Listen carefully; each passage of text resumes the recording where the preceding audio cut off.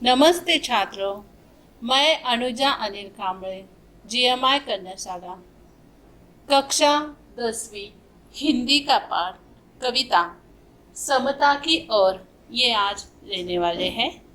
इसके जो कवि हैं मुकुटधर पांडे जी, जिनका जन्म 1895 में बिलासपुर में हुआ, जो छत्तीसगढ़ में है। मृत्यु 1990 में हुई। छायावाद के प्रतिष्ठित कवि मुकुटधर पांडे जी ने 12 वर्ष की अल्पायुष्य में लिखना शुरू कर दिया।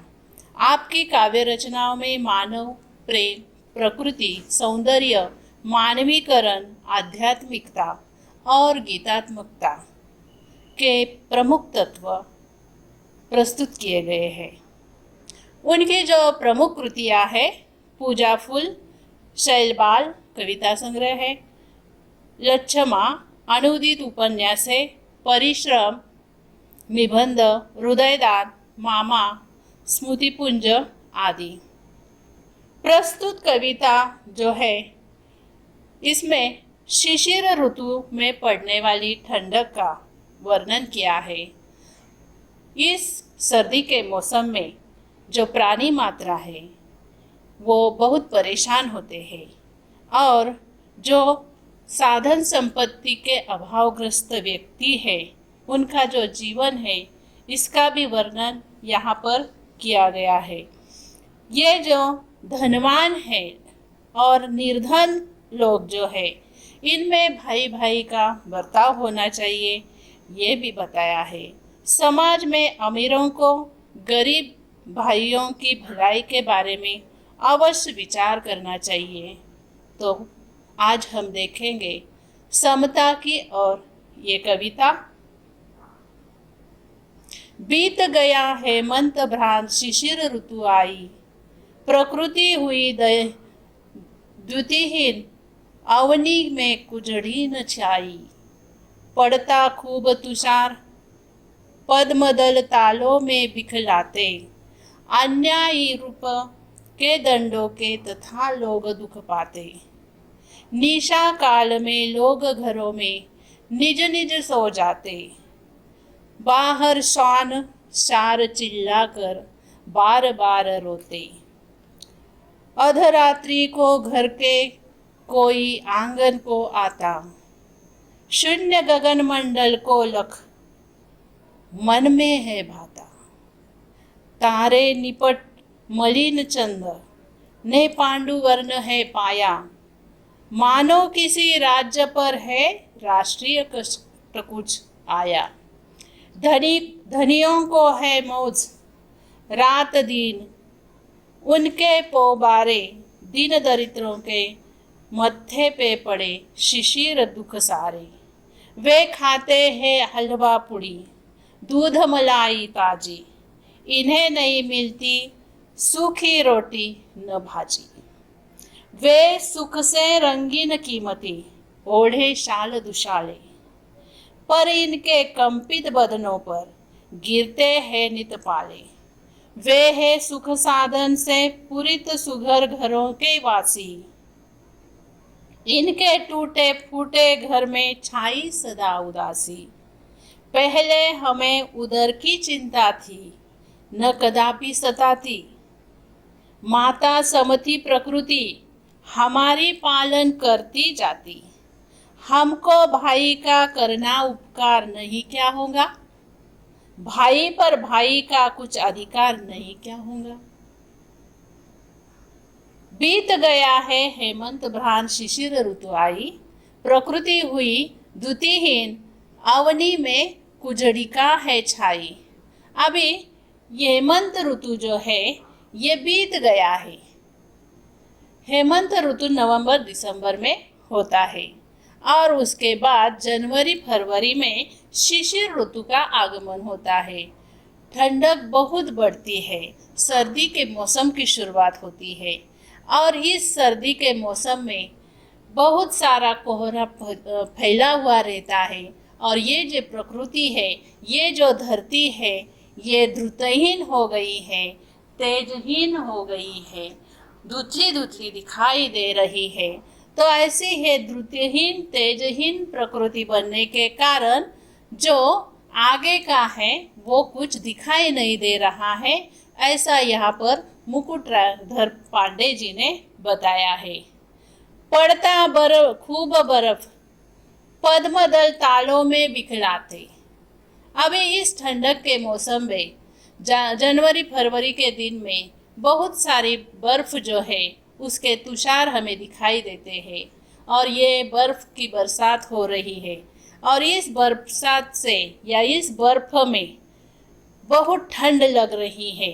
और जो पद्मदल है, पद्मदल का मतलब है कमल, ये पद्म का मतलब है कमल और दल जो भी उसका वहाँ जो उसका बगीचा है वो, तो इस बगीचे में, इस कमल के बगीचे में या पद्मदल में सारी जगह बिखरा बिखरा दिखाई दे रहा है।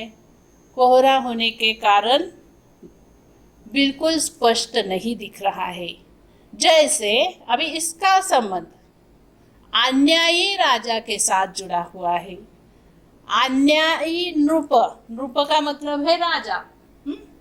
तो जिस प्रकार अन्यायी राजा के दंडों के तथा लोग दुख पाते हैं, जिस प्रकार अन्यायी राजा अपनी प्रजा के साथ अन्याय करता है, उन्हें दंड देता है, उस प्रकार इस धरती पर शिशिर ऋतु आने के कारण हुआ है।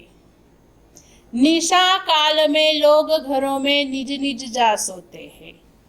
निशा रात, रात होने के कारण जो लोग हैं वो सोए हैं ठंडक के कारण।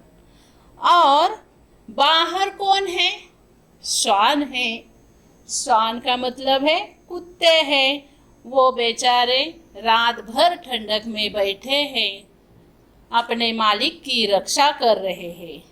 और उनके साथ दूसरा एक जानवर है, वो है सियार। सियार का मतलब है सियार। तो ये सियार और श्वान ये दोनों मिलकर ठंडक में बैठे हैं और वो क्या कर रहे हैं?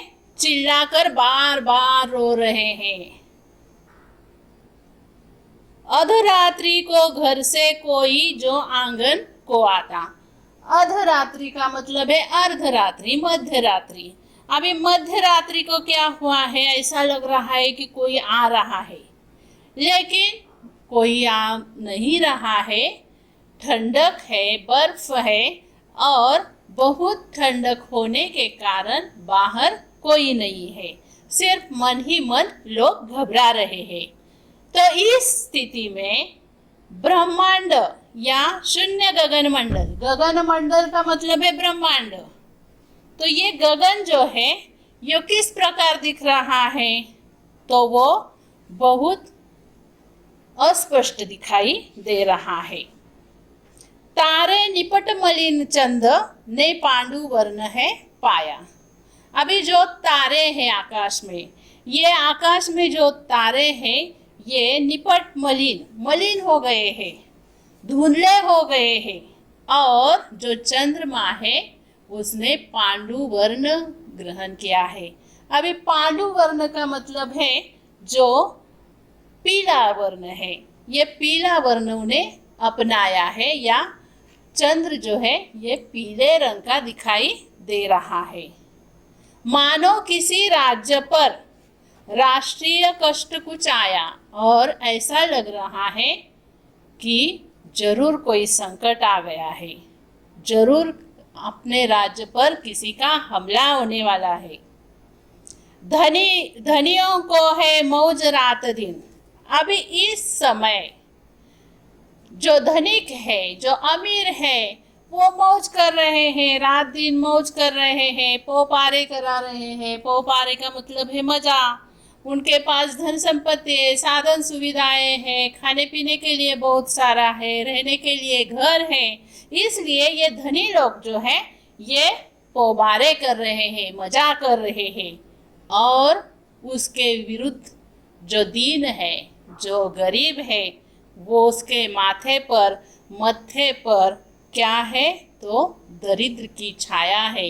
उनके पास न साधन संपत्ति है, टूटा फूटा घर है, और जो भी कठिन समय है वो इनके लिए यहाँ दिखाई दे रहा है ठंडक के मौसम में।